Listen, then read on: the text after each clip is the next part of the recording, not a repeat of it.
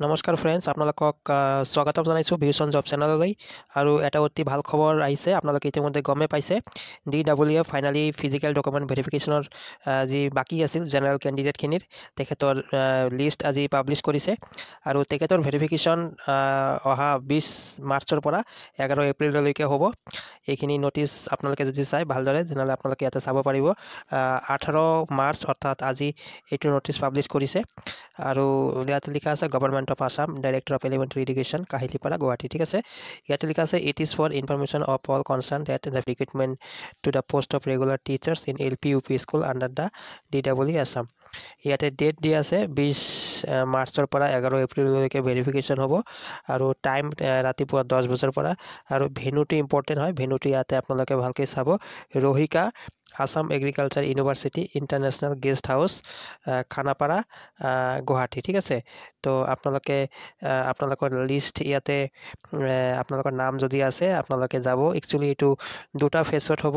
ইয়াতে সেই লিখিছে in this regard it is to inform that the first phase of physical document verification will be started 28 March 2025 to 29th March 2025 and the second phase of physical document verification will be started 1st April to 11th April 2025. And the list of candidates for the phase 2 physical document verification will be published in due course of time. অৰ্থাৎ আজি অকল phase 1ৰ যিবিলাক কেণ্ডিডেটৰ নাম আহিছে তেখেতৰ phase 1 হিচাপে verification হ'ব। আৰু ফেজ 2 যিটো 1 এপ্ৰিলৰ পৰা ভেৰিফিকেশ্যন ষ্টাৰ্ট হ'ব, এইটো অনাগত দিনত ফেজ 2ৰ কেণ্ডিডেটখিনিৰ physical document verification list publish কৰিব। অৰ্থাৎ আজি ফাৰ্ষ্ট ফেজৰ ডকুমেণ্ট ভেৰিফিকেশ্যন কেণ্ডিডেট টোটেল ইয়াতে 4100 কেণ্ডিডেটৰ নাম আছে। ইয়াতে চিৰিয়েল নম্বৰ আছে, ৰেজিষ্ট্ৰেশ্যন নম্বৰ, কেণ্ডিডেটৰ নামখিনি ইয়াতে দিয়া আছে, ফাদাৰ্ছ নাম দিয়া আছে। আৰু ফাদাৰ্ছ নেমবিলাক ইয়াতে এলফাবেটিকেলি ইয়াতে সজাই দিছে। আৰু ইয়াতে ডেট দি আছে 20 মাৰ্চ। টেবুল নম্বৰ 1ত টেবুল নম্বৰ দিয়া আছে 1 2 3 কাৰ কি নম্বৰত থাকে আপোনালোকে চাব। আৰু টাইমটো ৰাতিপুৱা 10 বজাৰ পৰা 1 বজালৈকে।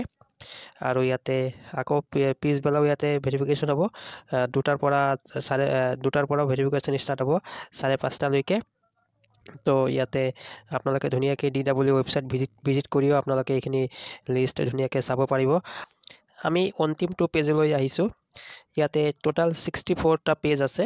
ইয়াতে লাষ্ট কেণ্ডিডেট আছে 4100 আৰু তেখেতৰ 29 মাৰ্চ, টেবুল নম্বৰ 6, আবেলি 2টাৰ পৰা 5:30লৈকে। আৰু ইয়াতে ইম্পৰ্টেণ্ট পইণ্টকেইটা চাব। ইয়াতে আপোনালোকে যেতিয়া ডকুমেণ্ট ভেৰিফিকেশ্যন কৰিবলৈ যাব তেতিয়া আপোনালোকৰ কৰণীয় কি আছে, আপোনালোকৰ কি কাম কৰিব লাগিব। আপোনালোকে প্ৰথমতে আপোনালোকক কৈছে যে the candidate are requested to bring self attested photocopy of set of all document along with the relevant documents in original at the time of physical document verification. অৰ্থাৎ ইয়াতে কৈছে আপোনালোকে সকলোবিলাক ডকুমেণ্ট আপোনালোকে এটাকৈ ফটোকপি লৈ যাব, অৰ্থাৎ জেৰেক্স কৰিব। 2টা ছেট, মানে LP কাৰণে এটা ল'ব, UP যদি আপোনালোকে LP UP বহুত এপ্লাই কৰিছে তেনেহ'লে LP কাৰণে আৰু UPৰ কাৰণে ল'ব। আৰু অৰিজিনেল ডকুমেণ্টখিনিও ইয়াতে ল'ব লাগিব। The candidate are requested to bring all the acknowledgement of online applications if apply multiple times or multiple posts for both LP and UP school. আৰু আপোনালোকে যিমানবাৰ এপ্লাই কৰিছিলে সেই গোটেইকেইটা আপোনালোকে এপ্লিকেশ্যন ফৰ্ম ল'বলৈ দিছে। আৰু এইখিনি আপোনালোকে DWE ৱেবছাইটত গৈ আপোনালোকৰ যি ৰেজিষ্ট্ৰেশ্যন ID আছে, আৰু ৰেজিষ্ট্ৰেশ্যন IDটো হৈছে আপোনালোকৰ ইমেইল ID, আৰু পাছৱাৰ্ড যিটো দিছিলে এইটো পাছৱাৰ্ড দি আপোনালোকে লগ ইন কৰিব পাৰিব। আৰু লগ ইন কৰি আপোনালোকে যদি এপ্লিকেশ্যন যদি আপোনালোকৰ লগত নাই তেনেহ'লে আপোনালোকে ৰিপ্ৰিণ্ট কৰি ল'ব পাৰিব। 3 নম্বৰ পইণ্টটো লিখিছে the candidates will cancel forthwith if any kind fraudulence discrepancy misrepresentation of fact, এইখিনি লিখিছে ইয়াতে। The candidate of the candidates who remain The candidature of the candidate who remain absent in the physical document verification will summarily be rejected without assign any reason thereof। মানে আৰু আপোনালোকে যদি ভেৰিফিকেশ্যনত যদি present হ'ব নোৱাৰে তেনেহ'লে আপোনালোকৰ কেণ্ডিডেচাৰ ইয়াতে ৰিজেক্ট কৰা হ'ব বুলি ইয়াতে লিখা আছে। তো এতিয়া কথাটো হ'ল যে এই যিটো ভেৰিফিকেশ্যন ন'টিছ লিষ্ট দিছে এইটো একচুৱেলি কি হিচাপত দিছে, এইটো ফেজ 1 আৰু ফেজ 2 এইটো কি মাৰ্ক হিচাপে দিছে নেকি, যে যাৰ মাৰ্ক ভাল আছে তেখেতৰ ফাৰ্ষ্ট ফেজ 1ত ভেৰিফিকেশ্যন হ'ব আৰু কম মাৰ্ক থকাখিনি ছেকেণ্ড ফেজত ভেৰিফিকেশ্যন হ'ব। তো এনেকুৱা কোনো কথা নাই। ইয়াতে 65ৰ ওপৰত থকা কেণ্ডিডেটখিনিৰো ইয়াতে নাম নাই আৰু কিছুমান 55 56 থকা কেণ্ডিডেটখিনিৰো নাম আহিছে। গতিকে এইটো আমি ক'ব নোৱাৰি যে ইয়াতে এইটো আমি ক'ব পাৰি যে ইয়াতে মাৰ্ক ছিষ্টেমত ভেৰিফিকেশ্যনটো হোৱা নাই, কাৰণ 65ৰ ওপৰত থকা কেণ্ডিডেটৰো নাম নাই আৰু 55 থকা কেণ্ডিডেটৰো নাম আছে। গতিকে ইয়াতে মাৰ্ক ছিষ্টেমত অহা নাই। আৰু আপোনালোকে ভাবিছে যদি ডিষ্ট্ৰিক্ট ৱাইজো নহয়, এইটো গোটেইকেইটা ডিষ্ট্ৰিক্টৰ কেণ্ডিডেটৰ ইয়াতে নাম আছে। আৰু আপোনালোকে কমেণ্ট কৰিব আপোনালোকৰ ভেৰিফিকেশ্যনত নাম আহিছে নে নাই প্ৰথম ফেজত, আৰু আপোনালোকৰ মাৰ্ক কিমান আছিলে। তেনেহ'লে আমি এটা অনুমান কৰিব পাৰিম, আৰু আপোনালোকৰ ডিষ্ট্ৰিক্টখনৰ নামখিনি লিখিব। তেনেহ'লে আমি আইডিয়া বা এটা অনুমান কৰিব পাৰিম যে একচুৱেলি কি হিচাপত এইটো লিষ্টটো বনাইছে। যি কি নহওক, আমি যিবিলাক কেণ্ডিডেটৰ নাম অহা নাই তেখেতৰ টেনশ্যন কৰিবলগীয়া একো কথা নাই। তেখেতৰ দ্বিতীয়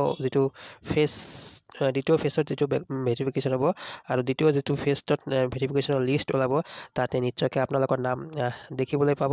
যোৱাবাৰো এনেকুৱা এটা হৈছিল।